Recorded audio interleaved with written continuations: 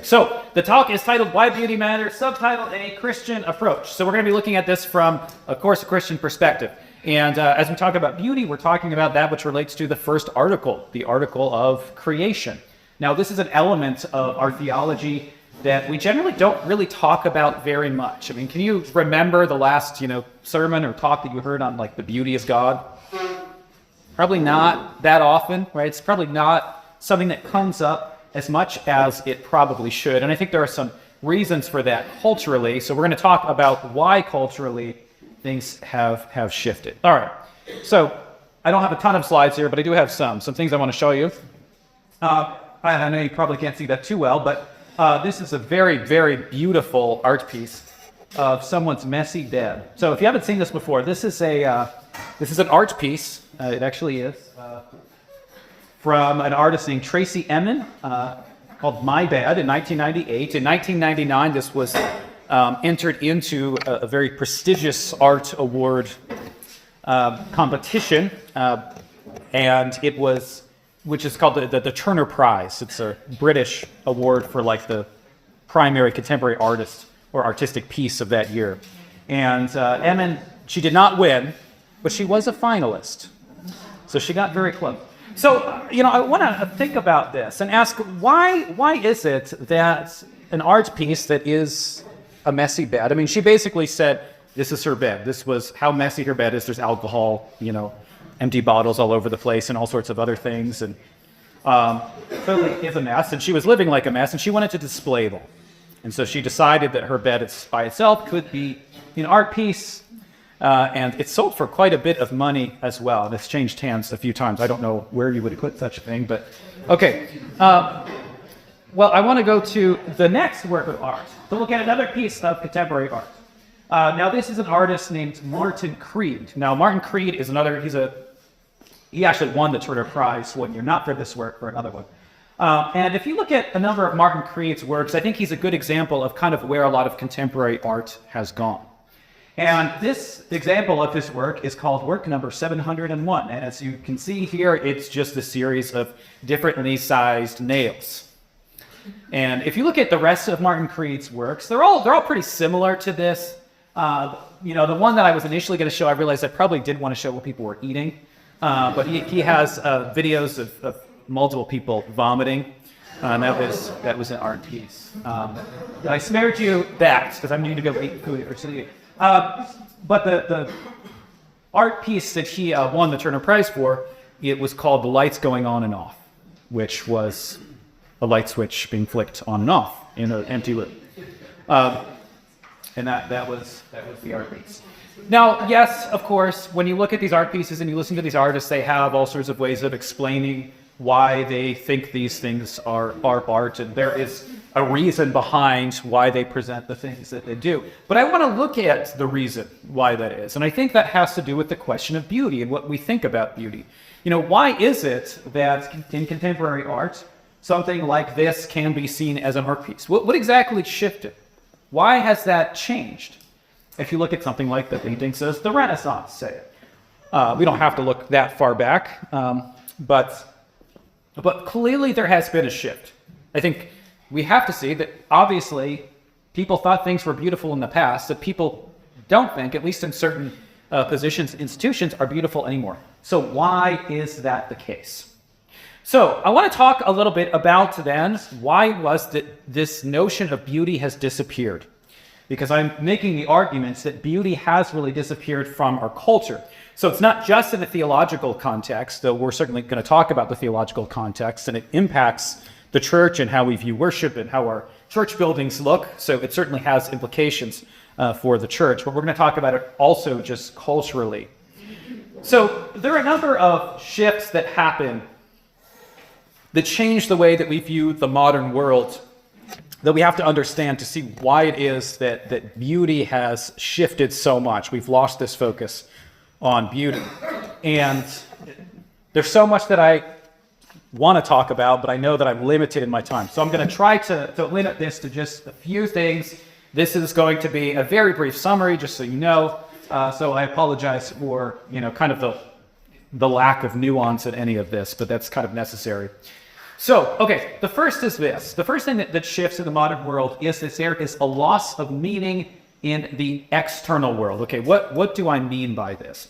Well, if you look at a classical view of thought, now classical I'm talking about that which is taught by the ancient Greeks, Plato and Aristotle, inherited by the Western world, and then of course Christianity arises and grabs onto what were some of those beneficial things of the classical world, and that exists through the medieval period into the time of the Reformation.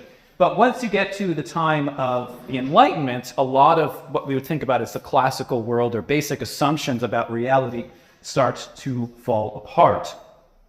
And this one is really key. This is really key for thinking about how people approach the world today generally.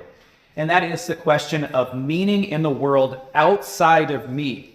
So I'm talking about meaning and purpose in the world itself, not just inwardly.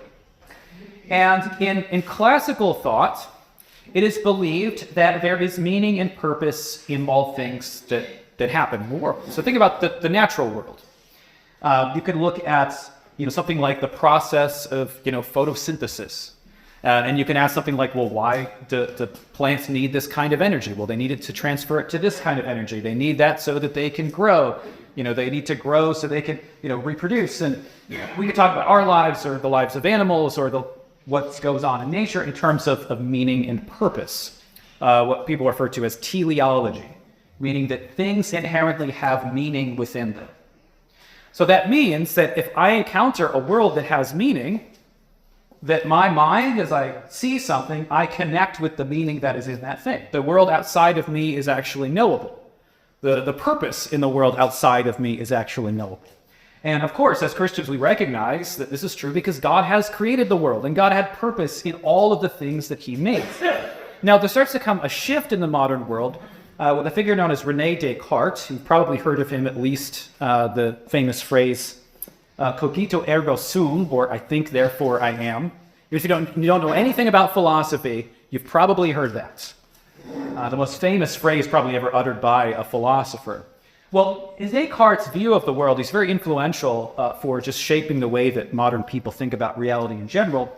He said, well, there's not really purpose, per se, in nature. As you look at the external world, the world is kind of like a machine.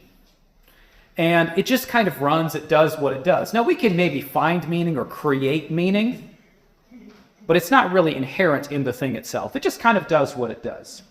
And Descartes said, well, if you really want to find meaning, you can find it, but you have to look inward into your soul. So you're looking inward instead of outward. So the basic question then that I want to pose here is, how do you view the world? Is it that you extract meaning from the world, or is it that you impose meaning upon the world? That's crucial. That's very crucial for the modern mindset. And what happens in the move away from classical thought is essentially people move from saying the world has meaning and purpose in it, and I extract meaning from that.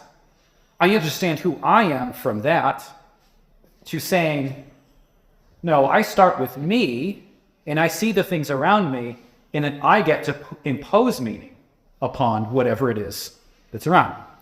Now, this makes a lot of sense with mass production, which is the next thing, the development of technologies. Because the further technology develops, the more people feel like they can just manipulate the things of the world. Now, if you're in an ancient society that is, an agricultural society, and not one where you can, ship foods from one part of the world to another, say if there's a famine, you are really dependent just upon the forces of nature, aren't you? Because you can't really do anything else. So you're kind of forced to just pray that things would be how you want them to be, that your crops would grow, that things would work out well. But the more that technology has developed, the more people feel like they can control nature. The more we feel like we're kind of here not to be part of the natural world and the overall purposes of the world, but instead to take and mold it however we want to do so. And so we have that mass production. We have industrialization. Factories, things become easier to make. And part of what happens there in terms of beauty is that all of a sudden, things that are beautiful generally take a lot of time, don't they? Like if you look at, we can talk about some specific examples, but look at, classical architecture. Look at some, cathedrals. You can't just mass produce that kind of thing. It takes a lot of people with a lot of very specific skills to spend a lot of years to put something together that is beautiful. Well, with mass production, all of a sudden we can make things really quickly. So if we're looking for things that look nice to us or that are, aesthetically pleasing, we're often looking to something that we can just reproduce as quickly as possible, because the more you produce something, the more money you can make. And so then this gets to the next point, that everything is about utility, meaning everything is about its use. Because if something is beautiful, you don't necessarily have a use for it. Now, of course, you can have useful things that are beautiful. But if you sit outside and, watch a beautiful sunset, what use is that to you? It's not. Of course it's not. Like, you're not there to be like, oh, I can use this sunset for, getting money or whatever. Like, maybe if you're a photographer, you can or something. But generally, like, you understand that when you look at a beautiful thing, something that's delightful, and we don't have to talk about just sight. We talk about sound as well. We talk about music. Right? When you're enjoying a piece of music, you're not enjoying that piece of music because you can do something with it. You're enjoying it because of what it is. You're enjoying it for itself, for its own sake. But the more that the world focuses on things like economics, the more that we are producing more. People are often just thinking of, especially with the rising middle class, people are thinking more about how can I make money. And when that happens, people just start to ask, well, is it useful? Not is it meaningful, is it purposeful, is it good work, but can I use this? Can I use this to live a successful life? And that means that we're going to spend less time on those things that actually take a long time to build or to create. Then the fourth point here in our modern world is that we face the problem of subjectivism. The problem of everything being viewed from our own internal perspective. Now, I mentioned Descartes, his famous phrase, cogito ergo sum, I think, therefore I am. Well, just to give you a very brief explanation of what that phrase actually means and what's going on there, it's in a book called his Meditations. And Descartes essentially starts his philosophy from a position of skepticism. He says, okay, well, how do I actually know if anything is real? How do I know that the world around me exists? Probably not a question that we ask ourselves too often. But he's a philosopher. It's his job. It's what he's got to do. We got to think about these kind of questions. So Descartes starts to think, well, what if, I feel like things are real. These things seem real to me. But he's like, what if there was some kind of like evil genie out there that was just manipulating me? Maybe none of you really exist, and he's just manipulating and putting these images in my mind. Because after all, some people have, mental illnesses where they see things that aren't there. So maybe everything is that way. So what Descartes does is he tries to find a place to start, to say, what is the starting point of knowledge? And he begins with doubting everything, and then he says, well, if I'm thinking, or if I'm doubting, really is what he's saying. If I'm doubting, I at least know that I exist because somebody's doubting. That's the starting point of all knowledge. Now, Descartes does go on from there to make an argument for God's existence, and from there he does go on to say that he thinks that things beyond him do exist for sure, but it starts with the self. So you see that turn, that's really key. So when we look for truth, when we ask the questions of what is good and right, or we ask the question of what is meaningful, we don't look out there, we look in here. Why do people so often say things like, well, I'm just trying to find myself? Because the thought is, if there's a lot of bad stuff and I'm confused about things, I can find the answer by looking inward and finding some kind of meaning or purpose or me in here somewhere if only I try hard enough or feel the right things or do the right things. So that's an outgrowth of this shift. Then we have what happens with art. Is as meaning is lost, art really becomes more than anything else just a series of questions. Which is what those artists were doing with the artworks that I showed, which is why they seem as absurd as they are. There's a famous art piece that maybe is exemplary of this historically. as kind of the beginning of this by a guy named Marcel Duchamp, who was he was a Cubist painter for a little while, but then he premiered this art piece, which is known as The Fountain. Somebody heard of this before?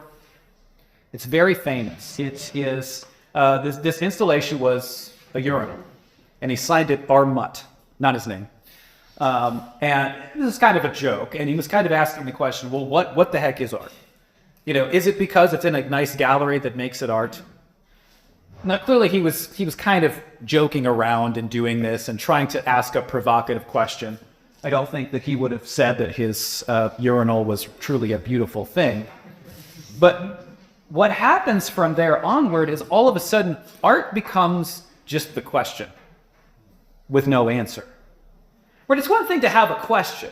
It's one thing, sometimes it's good to do provocative things, sometimes maybe to get somewhere, because you want to lead somebody to truth, or to goodness, or to beauty, to lead somebody to something that is right. Sometimes you need to make a kind of shocking statement. The prophets in the Old Testament did this at times. They did some pretty weird stuff, but they did it to point toward the good. They did it to point people toward God. Well, when you don't have any God in the equation, then you just have the question. So that's all that there is. And that's why a lot of this contemporary art is the way it is. They're just asking the question, well, what is art? Is my bed art? If it's not, why not? Who says so? Who are you to decide what art is? They're trying to provoke these kind of questions, but there is no answer. They're not even attempting to give you an answer. And these artists say that Martin Creed, if you ever watch interviews with him, he's an interesting guy, but when people ask him questions about his art, he's just like, I don't know. Am I an artist? It isn't.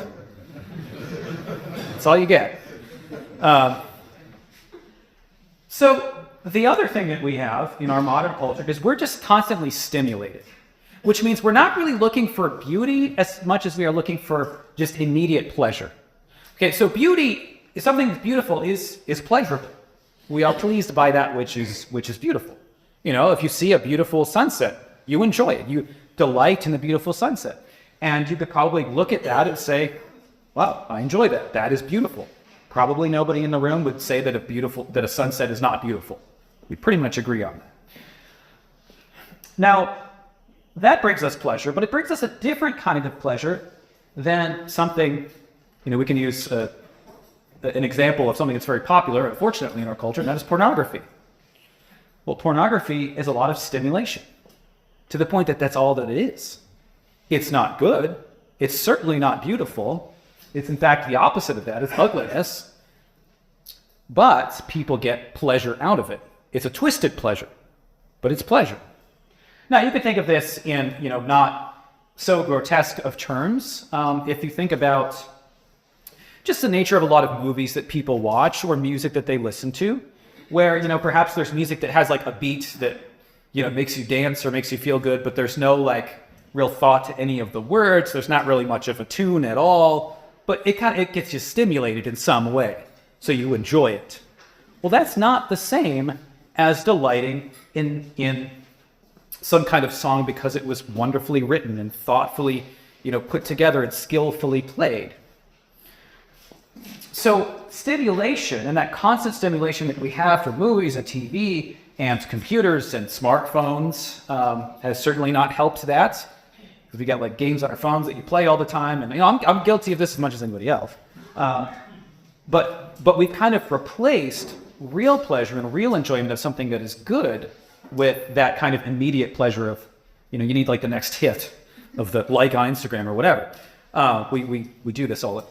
Okay, so these are some of the major cultural issues that lead to the loss of beauty in our world, and why it is that we're not emphasizing beauty as much as I think we should. Okay, now I'm going to ask this question. Is beauty in the eye of the beholder? Because as soon as you start talking about this question of beauty, the first thing that people are going to say is well, that's just kind of an opinion, right? You could think something is beautiful and I could think it's not. You think about music, we may all have different tastes in music, and I'm sure that if I went around and asked you, what genre of music do you like, or what's your favorite band, you may all say totally different things, and one of you may hate the band that the other person likes. When you Pick a spouse. You may find someone very attractive that somebody else does not. So what do we do with that? Does that mean that beauty is just subjective? Well, my thesis is going to be that it's not. My thesis is that God is the beautiful. God is the most beautiful. And that when we look at the beautiful things in this world, when we see beauty, we're seeing a picture of God. And to say that beauty is just subjective and there's nothing else to it is to say that God is not beautiful. Because he certainly isn't just subjectively in our own heads or hearts or minds. He's objectively there. So, is beauty the eye of the beholder? Now, I want to show a couple things here. I don't know how well you can see that, but can you see that at all? Is that kind of hard to see with the light? Okay. So you see that there is this beautiful image of Jesus, and then there is this failed restoration of the image of Jesus. Now, this hit the news like a few years ago, and a lot of people were talking about this very, very hideous image. Someone tried to restore this picture of Jesus and did a really, really terrible job at making this ridiculous looking picture. But for the people who say that there's nothing more to beauty than just our own subjective feelings or our subjective approach to something, if there's no rule or standard by which we could judge something as beautiful or not, I would say, well, what do you do with this? Do you really want to tell me that, like, this restoration, this weird blurry face that somebody tried to paint is really just as good as the other one? Do you really want to say that? Do you really want to say that, a piece of music written by Bach is of the same level of quality as if I were to start, banging on the table and screaming at the top of my lungs?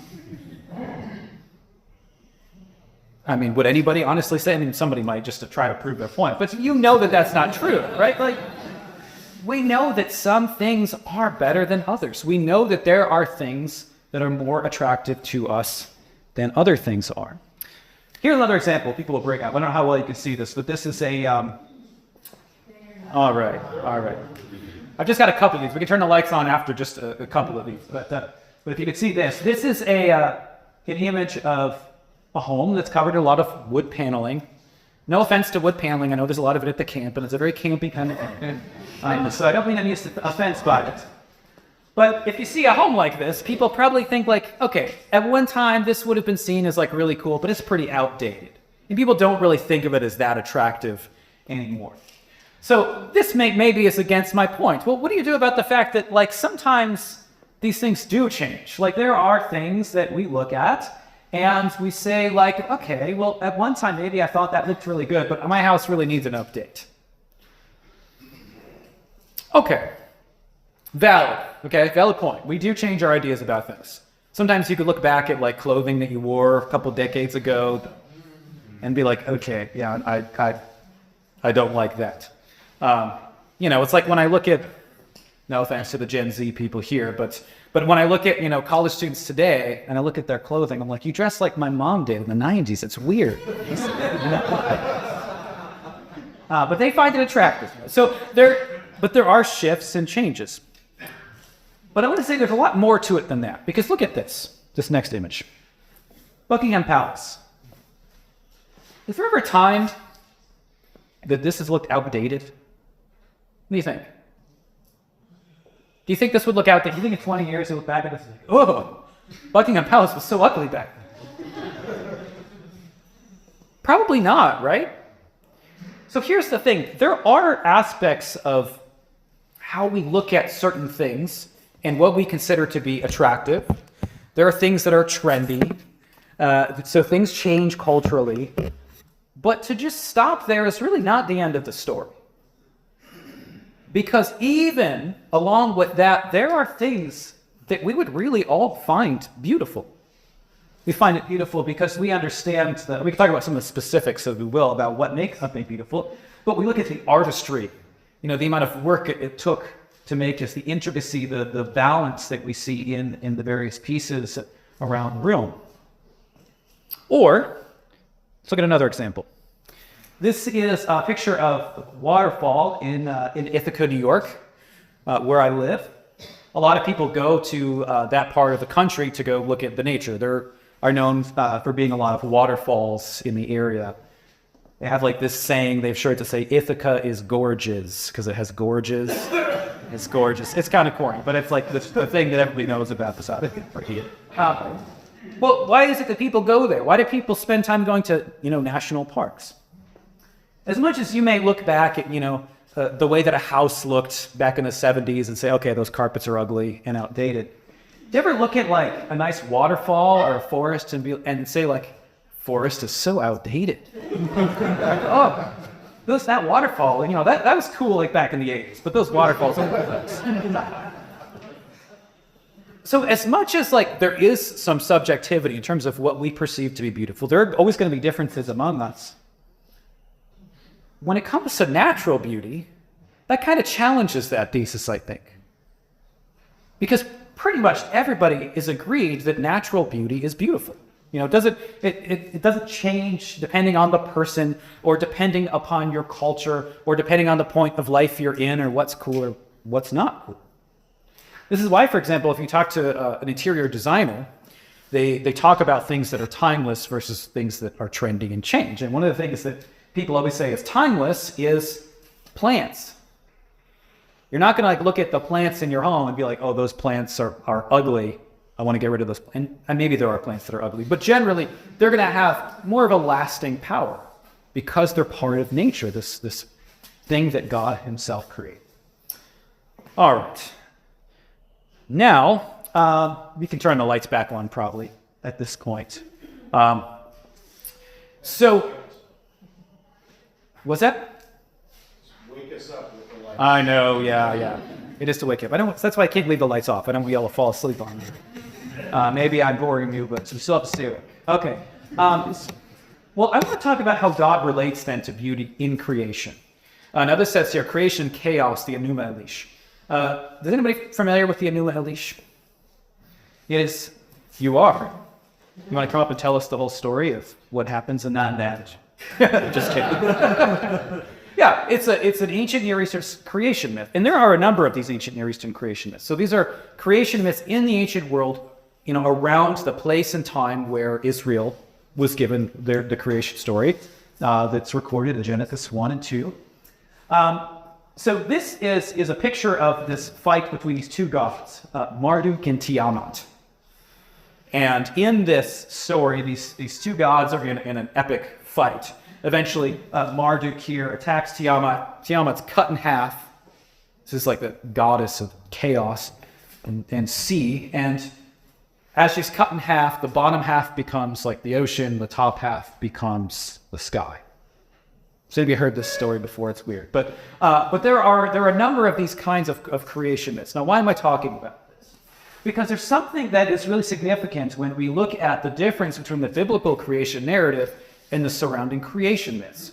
And that is that the fundamental reality of a lot of those creation myths is chaos, war, strife. It's not order. There's order that comes out afterwards, but ultimately, why did creation happen? Was it because God put all things in place to reflect something about himself? Well, no, it happened because there was a fight between these two gods that didn't like each other, and it just kind of happened. And then maybe some beauty came out of it afterwards. And it's a worthwhile study to look at some of these myths because it gives you such a good perspective on how different the God of Israel is, the God who revealed himself to us in Genesis. So let's compare that then to what we have here with Yahweh as creator, the God that we see revealed in Genesis 1. Now, if you can't read this, don't worry about it, because I'll explain this. But basically, we have in Genesis 1 the account of God creating. Now, there's no fight at all. There is simply God, right? In the beginning, God. He created the heavens and the earth. Well, how does he do it? He doesn't do it because he's in a fight with Satan and there are these equal opposing forces and God wins out. No. God is pictured as this divine potentate. He's this king who sits on his throne and he makes commands. And they are obeyed. Let there be light, he says. Boom. Light. God commands, his speech creates. Whenever he says, just happens. Now, the creation account is recorded in a particular order, and it's purposeful. And so this order is that there are the 6 days of creation, and we have the seventh day, right, which is the day of rest. Well, so we're looking at the 6 days of creation. Well, and this order says there are essentially three kind of realms that God creates on days 1, 2, and 3. So first we have, there is the separation, right, of light from darkness. So light shows up right away. By the way, it's very significant in the creation account that light shows up before the sun does. That is quite a statement to the Egyptians, the sun god Ra. Right? Most ancient cultures worship the sun as a god, which kind of makes sense because you look at the sky, you don't know what the sun is. You're just like, this is the thing that gives us light and gives us heat and all the things we want. It must be some kind of, benevolent thing that wants to give these things to us. Well, this is pretty radical to say, yeah, God doesn't even need that thing.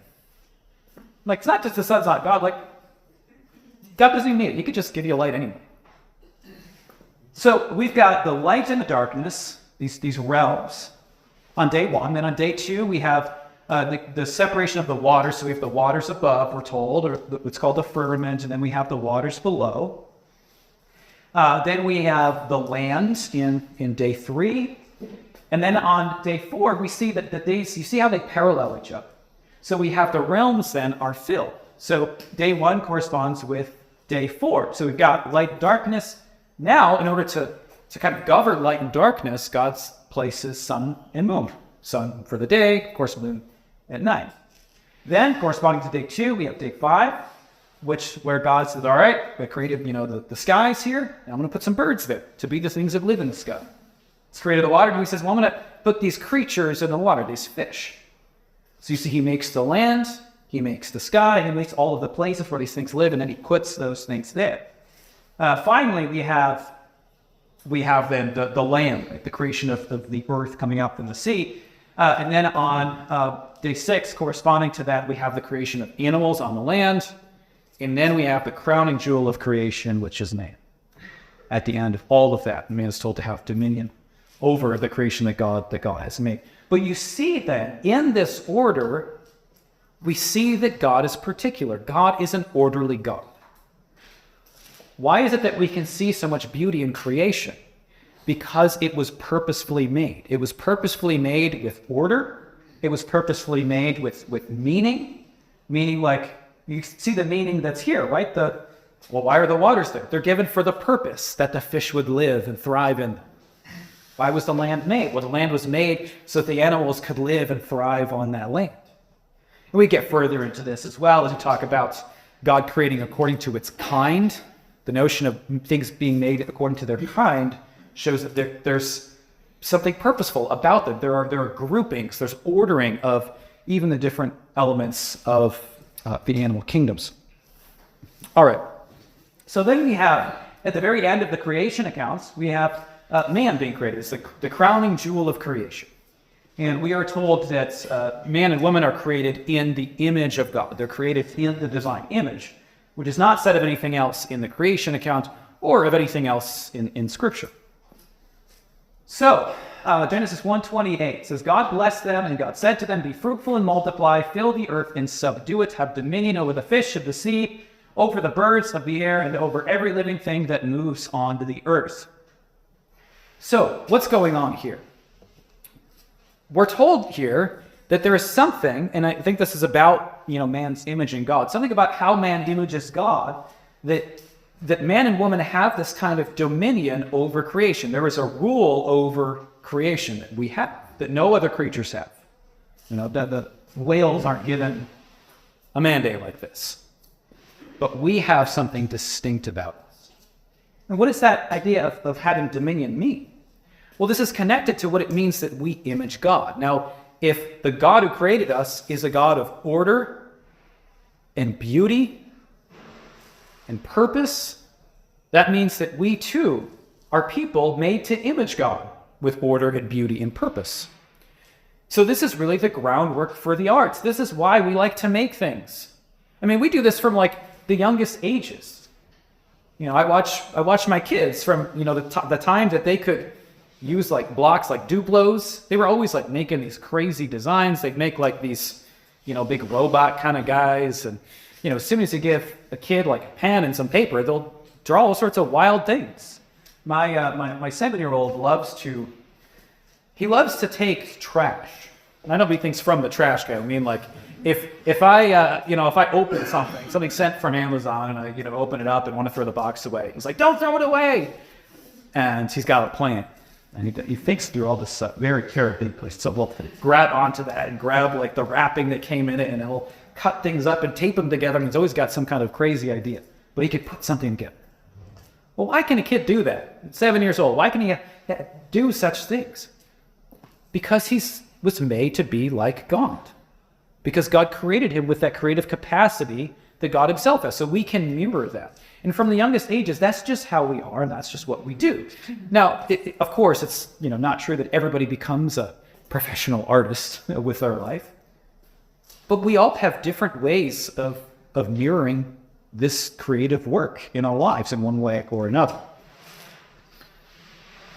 Now, I want to say something else about beauty in the Old Testament. And this is it doesn't matter that much to see the specifics here, but this is just an image of Solomon's temple.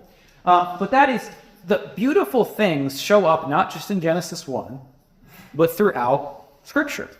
So when God establishes the temple, when he has Solomon build the temple, God has very specific instructions for how the temple is supposed to be built and, what the temple is supposed to look like. So we have gold all throughout the temple. We have statues. There are cherubim. They're images. We're told that he takes the most skilled craftsmen and tells them to do it, those who are the most talented artists, to make the temple beautiful. We have images of palm trees in the temple. When we look at the presence of God in the Old Testament, the place where God is present, most present in a particular way for his people, it's at the temple. And so beauty brings us into the sacred. God said, "This is my place. This is the holy place, and I want it to be beautiful." And he used people to make it beautiful. And that tells us something about beauty. Beauty it brings us to the sacred. It even in our everyday experiences, it brings us outside of ourselves.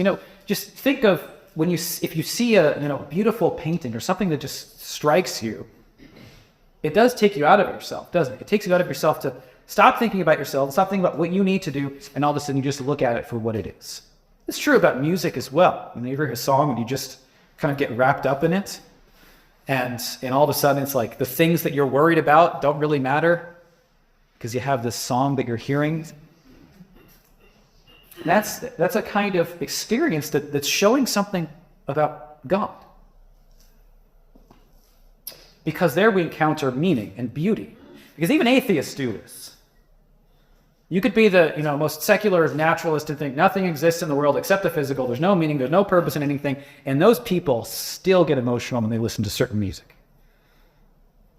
Because you feel it in a particular way. This is why God established music to be used with the people of Israel. He had psalms. You have the Spirit of God coming upon David to play music to calm Saul down. So there's something sacred about that we encounter. Now, this image here is the depiction of what's called Plato's allegory of the cave. Is anybody familiar with Plato's allegory of the cave when I say that? This is something, if you took a philosophy class in college, maybe a long time ago, you probably learned about this. But to summarize the point here is, in this image, you have this man who's sitting on a chair who's looking at this shadow. And, of course, behind him, you see this guy who's got like this bird puppet thing that's making the shadow, and the guy's just looking at the shadow. Now, when he sees the shadow, he doesn't realize there's anything behind him. And so in this allegory, we have people spend their whole lives just kind of staring at the wall of this cave. And all they see is the reflection. But Plato saw his role, the role of the philosopher, but he saw the role of the philosopher as one who kind of takes that person away and says, we're going to stop looking at just the shadow and turn you around. And as soon as you turn around, you see the real things as they are. You're not just looking at the shadow anymore. You seize the bird. Right? Well, what does this have to do with beauty? And specifically a Christian approach to beauty. When we see physical things of this earth that we find delightful, and I'm not talking about, like, again, disordered pleasure, like we can enjoy things that are bad, but I'm talking about you enjoy something that's actually good. What you're experiencing, when you listen to whatever your favorite musician may be, or look at art that you find beautiful, or that beautiful sunset, or whatever, what you are experiencing is a reflection, like a shadow, a reflection of God, God who is the beautiful. So in this world, we see those little pieces, those reflections of divine beauty around us. And the right response to seeing the beauty in the world around us is to look at that and then turn our eyes from there to the source, the ultimate beauty, the one who's not the shadow, that is God himself.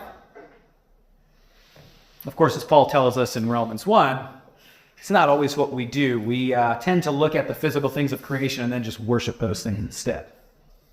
That's part of sin, right? Our disordered desires. As we see the beauty here and say, well, that's what I need, and that's it. But in its proper sense, the right response is to look at this, thank God for it, and then look to the source who has created these things, and he's reflected. So what are some things that make something beautiful? And I have like 17 minutes here, and I've got a lot of stuff, so I can try to go quickly. So what are some things that make something to be beautiful? Now, I'm just going to give you, this is just like a classical home. One that you'd probably say, well, it's a nice looking home, right? Maybe not the most beautiful home you've ever seen. But I think it's a good illustration of some of the basic principles of what makes something look decently attractive, right? So one is proportion. If the proportion of something is off, we kind of are like weirded out by it.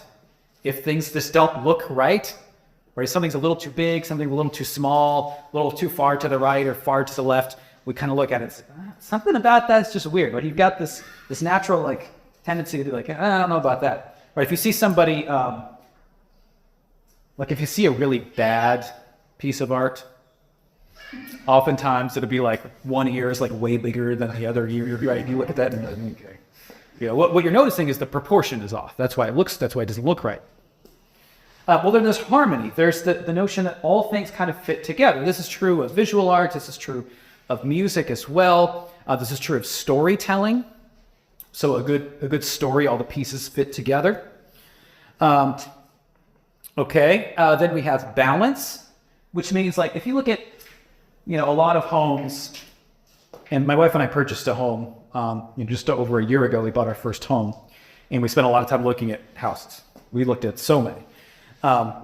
And I'm too nitpicky about things that it had to look okay for me to buy it. Even if it was like a beautiful home inside and it looked weird, like the windows are off, I just didn't like it. So part of that is like, you look at some houses where part of it just kind of juts out farther off from the rest of it.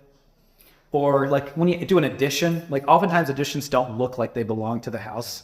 And it just makes it kind of less attractive because you got this big bump on one side maybe. Maybe the garage just like sticks out really far on one side, so it just looks kind of weird. Right? It doesn't have balance.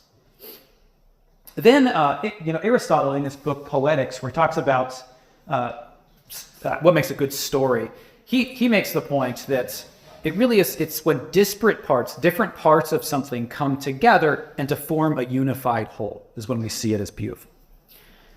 So the example I give in the book of this is, one of the examples is going back to my kids. And I said when they were really little, they would play Duplos all the time. And they're still young, but it's Legos, I guess, more than Duplos at this point. But, if they take Duplos or Legos and they had a bunch of pieces and they're thrown and scattered all over the floor, and I walk down and I look at the big mess on the floor, I'm not going to look at that and say, well, that's really nice. I'm probably going to be like, guys, can you pick this up, please? Well, what happens if you have all of the same pieces, but they're constructed into some like cool animal thing that they made? It's exactly the same material, the same stuff, the same general location. Well, what makes it beautiful now? Well, now I see intention and purpose in it because it's been put together. All the pieces all fit together well. This is why, like, when people critique movies, oftentimes the critique is like, well, that scene was irrelevant. Like, why did that thing? Or you watch a TV show and there's like a plot point that like just shows up somewhere and then it just is dropped. Well, why is that not good? Because it's not a reflection of beauty, because it doesn't fit together. It doesn't actually fit the whole. It just didn't really fit with the rest of it. Okay. Another early, he's a Neoplatonist philosopher, so in the tradition of Plato, but he has this text called the Enneads where he talks about beauty. And he says, beauty it pleases the senses and it brings delight. So that's another element to beauty. And we have to recognize the difference between delighting in something and then just having sensations that are pleasurable. So, how about food? We can use that as an example.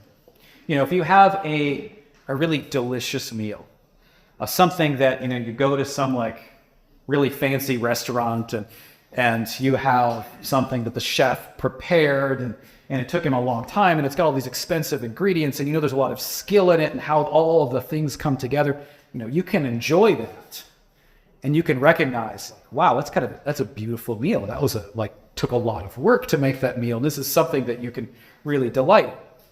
Well, you may also just, really enjoy eating a slice of pizza at the gas station. But you probably recognize, there's a little difference in the two things, right? This wasn't created with intentionality or anything. It's just kind of thrown together, frozen, shipped off, and they heat it up and you eat it and you enjoy it.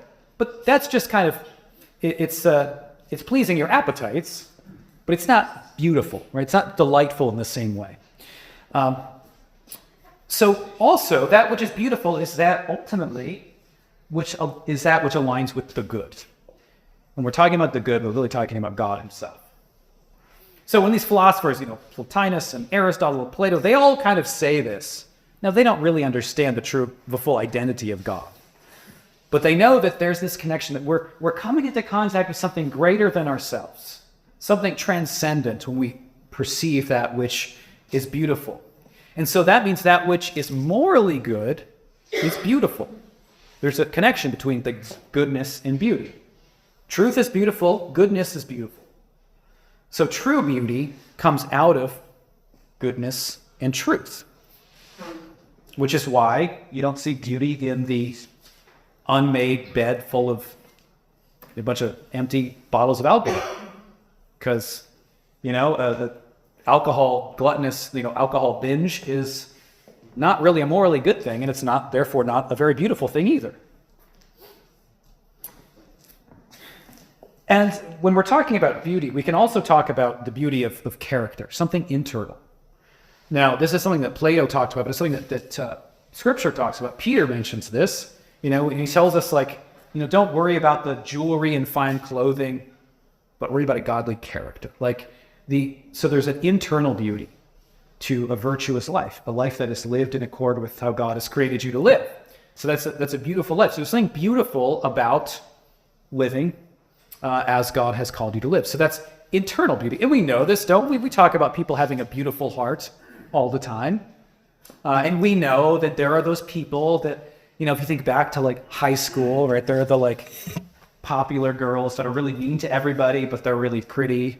And they're ugly on the inside, but pretty on the outside. It just shows up in all the teen movies and stuff. It's kind of a stereotype. Think of Mean Girls or something, if you've seen it. But if not, you've probably seen this trope somewhere, right?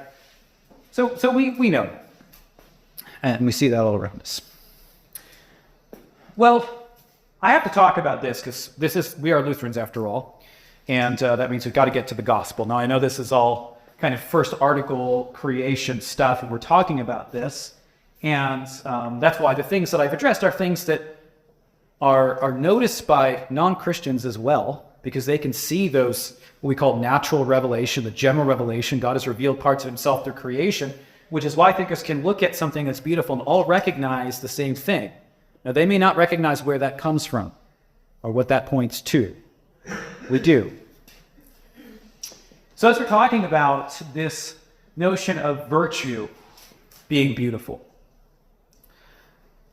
we can also think about the reality of ugliness in what's in our hearts. Because not everything inside of us is beautiful. We live in an ugly world. We live in a world that has beauty, these reflections of God, as we've talked about, and in music, in natural beauty, in the arts, in various different ways. But it is also a world of profound ugliness. And there's plenty of ugliness in music, and there's plenty of ugliness in visual arts as well. But we can think about the ugliness that's in us. And ugliness is a deviation from God's law. Because ugliness is the opposite of beauty. If God is beautiful, the ugly is the opposite, so that's what's against God. So ugliness is essentially anti-God, isn't it? So that means to celebrate ugliness is really goes along to celebrate sin. So when culture kind of dives into the celebration of a lot of sin, it shouldn't surprise us that culture also begins to celebrate ugliness at the same time. Because ugliness is chaos and disorder. All right, well, we know that ugliness also is in us. Because that whole sin problem is not just something out there, but it's something in here. It's something that we all face. Doesn't matter how outwardly beautiful you are, we've all got ugliness in our hearts. So as we think about this theme of beauty and ugliness, this is something actually that Martin Luther talks about quite a bit, what I'm talking about here. Mark Mattis has a book on Luther's theology of beauty, if you want to explore this aspect. And it's a wonderful work. But I have a text here from the book of Zechariah that I want to read to you on this topic. Okay, and starting in verse 3. Then he showed me Joshua, the high priest, standing before the angel of the Lord, and Satan at his right hand to oppose him. And the Lord said to Satan, "The Lord rebuke you, Satan. The Lord, who has chosen Jerusalem, rebuke you. Is this not a brand plucked from the fire?" Now Joshua was clothed with filthy garments and was standing before the angel. And then he answered and spoke to those who stood before him, saying, "Take away the filthy garments from him." And to him he said, "See, I have removed your iniquity from you, and I will clothe you with rich robes." And I said, "Let them put a clean turban on his head." So they put a clean turban on his head, and they put the clothes on him, and the angel of the Lord stood by. What we have here is the prophet Zechariah has this vision, this image, where we have Joshua the high priest who's representing the people of Israel. And he's representing the sins of the people of Israel. And this is embodied in this vision in the clothing that Joshua wears, which is filthy clothing. In other words, it's ugly clothing. So sin is the ugliness that's on Joshua. So just as we sin, and that sin is inherent ugliness, God sees that as ugliness. That's what the law shows us. But in this vision, we see here that those ugly garments, right, the filthy, dirty garments that Joshua has that are full of gunk and dirt and ripped or whatever they are, they're taken off of him. And we're told that his iniquity, his sin, has been taken away. But more than that, as his sin has been taken away, he is then given something beautiful. So it's not just that the sin is taken away, though that was wonderful enough. But we're told now that, no, he is clothed with rich robes. He's clothed with beautiful clothing. And it's such a beautiful image that we have. And then he's got this turban put on his head as well. So he goes above and beyond. He's got robes, he's got a turban. Probably not the outfit that you would wear if you want to wear something that looks good. But this is the outfit of the priest. This is the outfit of the high priest, which is the significance of this. So this is an image of what Christ does for us. He takes our ugliness on himself on the cross. He takes our sin, he takes our pain, and in turn, he gives us these beautiful garments. And think about the imagery that Scripture so often uses about our relationship to Christ. His relationship to the church is that of a wedding. When does a bride look most beautiful? at her wedding. So the beauty of God is given to us. The beauty of Jesus is given to us. And there is this great exchange that Jesus takes our ugliness upon himself, and then he gives us his beauty, his righteousness that covers us. All right, so I just want to, as I end here, I know you probably can't see this too well, but this is a painting by Giuseppe de Ribera from the 1620s called The Lamentation over the Dead Christ. I think it's a very beautiful painting. But the reason why I grabbed this is because we have this dead body of Jesus. Now, as you think about something like death, it's not exactly the most beautiful thing. You think of death as being ugly. Why is it that, especially when you look at the Renaissance and then onward, when you see some of the most beautiful paintings, they're often of Jesus' death? Now, some people I know are going to say, well, they're sanitizing the death of Jesus, and they don't really want us to see the bloodiness and pain that he really suffered. But I think they're kind of missing the point. Because the point of the art is not to say that the things that happened weren't bloody. They don't paint Jesus as, full of all of the scars of blood that maybe you see in the Passion of the Christ or something. They know that he's not being painted as bloody as he was. But the reason for that is that they understand that this is what Christ does. He takes that which is ugly and beautifies it. And death becomes the gateway to life, right? Death, which is the ugliest thing, the death of the Son of God.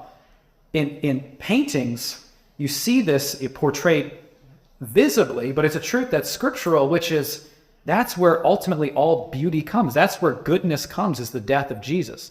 And you have this paradoxical thing there that, well, how could death be the thing that brings life? How could death, the ugliest thing, become the most beautiful thing? But that's because that's what Jesus used to bring life to us. So when artists do that, they're showing that they're beautifying death, saying that in Jesus' death there is beauty somehow. And this then translates into what's next called the aestheticization. I don't know if I'm saying that right, of death in a lot of art, like in plays. If you look at the plays of Shakespeare, often there are beautiful lines as someone's dying. Or if you ever watch an opera, you have in operas, because I recognize most people probably are watching operas regularly. I am, but I'm weird. So, but when you watch an opera, one of the things that you notice as you watch more of that is every time someone dies, you're going to have 5-10 minutes of them singing before they actually die. They're stabbed or they're poisoned, and all of a sudden they get up and sing this beautiful song. And often it's the most beautiful song in the whole opera. Well, that's weird. Why are they doing that? Well, because I think it is a reflection of this Christian notion that there is something beautiful in death. And so it comes out even in the various forms of art and plays and literature that we have, that we see beauty comes even in the midst of chaos and death. Because ultimately, going back to creation, that's what God starts with, is order, beauty, meaning, purpose. And that's where it ends too. And yeah, we've got all the chaos and death and ugliness and destruction all in the middle that we're in the midst of right now. But ultimately that comes to an end with the coming of Christ. All right, it's been an hour. So I will stop there, and I will take some time for questions. I don't know how long you want to get.